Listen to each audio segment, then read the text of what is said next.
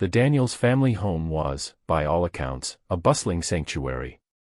Located on a quiet street in Santa Claus, it was a place where the sound of children's laughter was a constant presence. At the center of this warmth were Danny and Kim Daniels, a couple who had opened their hearts and their home to foster children. For 10-year-old Amber Daniels, it was an idyllic existence. Amber's childhood had not always been easy.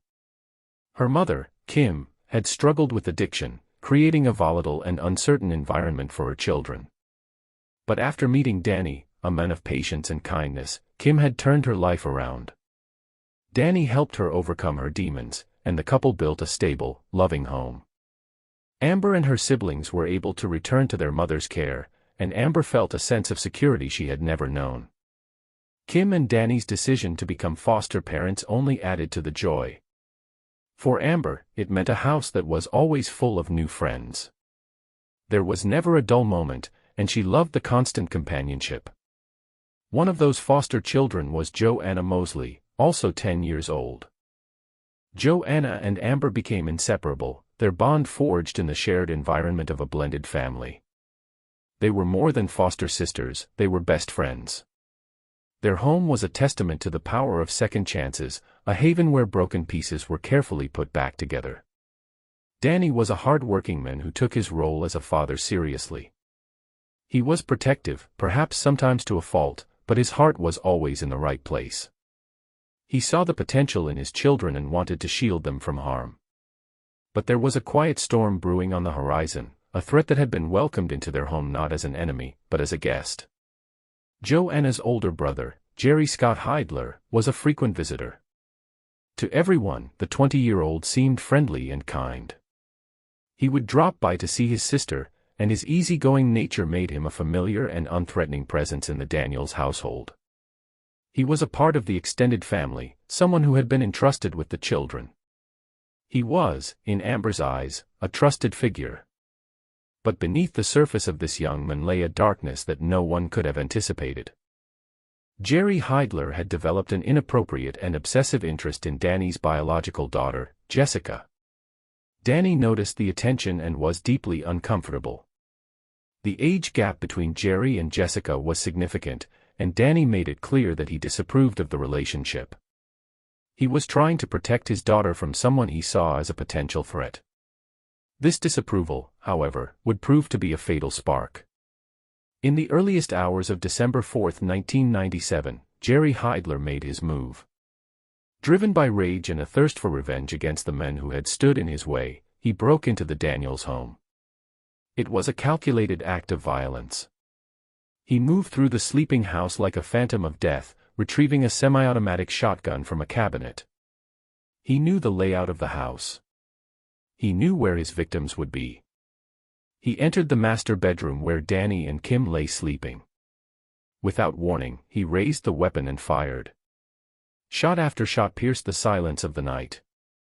The couple, who had dedicated their lives to helping others, were murdered in cold blood, their lives extinguished in a moment of senseless brutality. The gunfire was loud enough to rouse the rest of the household. Jessica, drawn from her sleep by the terrible noise, went to investigate. She was met by the killer. Jerry Heidler, the man who had once charmed her, showed no mercy. He fired again, killing her as she stood in the hallway. Moments later, young Bryant Daniels, Jessica's brother, also came to see what had happened. He too was gunned down by the shooter. In a matter of minutes, 4 members of the Daniels family lay dead. The House of Hope had become a house of horrors. The massacre was complete, but Jerry Heidler's plan was not yet finished. He had one more task to complete. He moved through the silent, blood-soaked house until he found Amber and Joanna, along with Kim's third biological daughter. He woke them. They were still half asleep, disoriented, and terrified. But they knew Jerry. He was Joanna's brother. He was a trusted face in a sea of chaos. Amber, at 10 years old, was conditioned to trust the adults around her. In the midst of her confusion, Jerry became a figure of authority.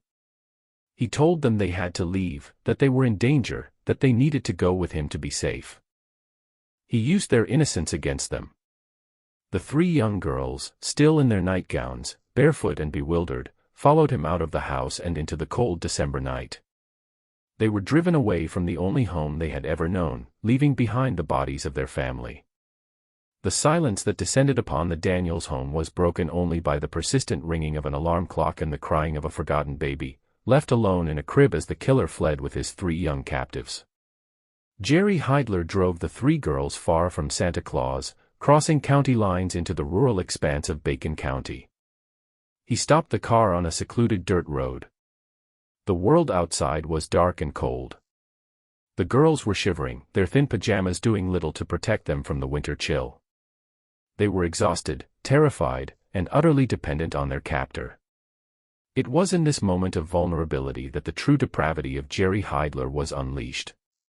He forced himself onto Amber Daniels. The 10-year-old girl was subjected to a brutal and violent sexual assault while her two friends were forced to watch. It was an act designed to terrify and break her spirit, to assert absolute control in the most horrific way imaginable. When the assault was over, Jerry made a decision. The girls were a loose end. They were witnesses.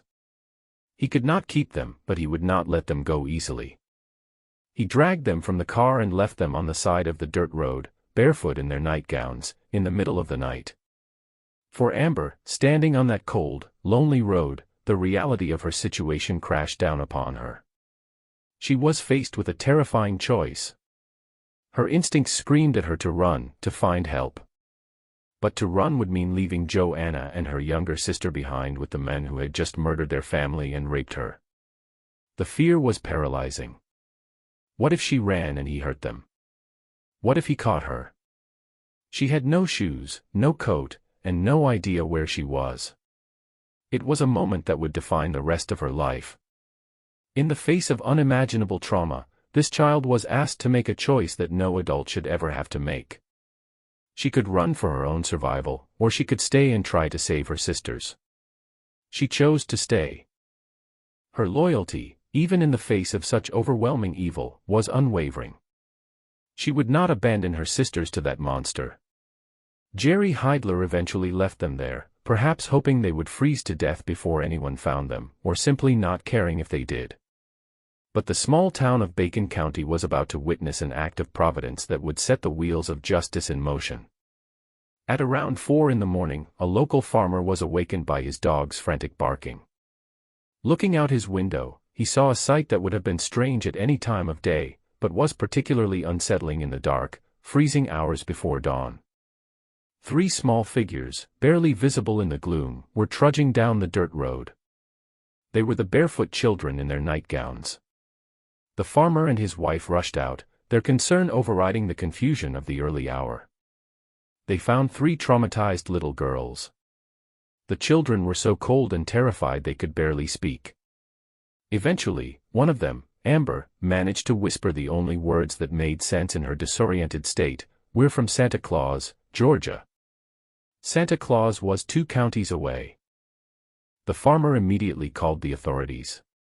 When the deputies arrived, they found girls who were not just lost, but clearly the victims of a terrible crime. Their hollow stares and physical condition told a story of profound trauma. They were taken to safety, but the questions were just beginning. What were they doing so far from home? Where were their parents? A deputy was dispatched to the Daniels home in Santa Claus, expecting to find a frantic family searching for their children. The house was dark. It was eerily quiet. The deputy approached the open front door and announced his presence, but there was no answer. He entered the home, his senses immediately assaulted by the silence. An alarm clock was still going off, a radio was playing, and somewhere in the house, a baby was crying, its wails unanswered. The officer moved deeper into the darkness. Under a table, he found a small figure, another child, a little boy who had been left behind. The boy was in a state of shock, traumatized by what he had witnessed. He grabbed the deputy's hand and silently led him toward the master bedroom. The officer saw the blood on the doorframe. When he pushed the door open, he was confronted with a scene of utter devastation. He saw the body of the young woman, Jessica, on the floor. On the bed, lying under the sheets, were two more bodies, an older man and woman, motionless in their final sleep. Danny and Kim Daniels had been murdered, and with them, two of their children. The survivor's story came from Amber Daniels. Now safe, the 10-year-old began to piece together the horrific puzzle for the investigators. She told them about Jerry Heidler. She described how he had taken them from their home, how he had driven them far away, and how he had raped her. Her statement was clear, detailed, and unwavering. The police put together a photographic lineup. With trembling hands, Amber looked at the mugshots of potential suspects. Her eyes stopped on one. It was the face of the man who had killed her family and shattered her life. The men she had trusted. The men who had laughed and played with them. She pointed to his picture and confirmed his identity, Jerry Scott Heidler. Her testimony was the critical break in the case. A statewide alert was issued, and Jerry Heidler was quickly apprehended at a relative's home in Alma, Georgia. He was arrested and charged with the murder of 4 people, Danny, Kim, Jessica, and Bryant Daniels. He was also charged with kidnapping, child molestation, aggravated sodomy, and burglary. Amber Daniels had not only survived a brutal assault and a mass murder, but she had also become the cornerstone of the prosecution's case. Because of her bravery, a monster was taken off the streets and brought to justice. In the face of evil, she did not freeze. She remembered. She identified. She fought. When Jerry Heidler was brought before the court in 1998, he was forced to face the consequences of his actions. He pleaded guilty to the charges, perhaps hoping to avoid the death penalty. It did not work.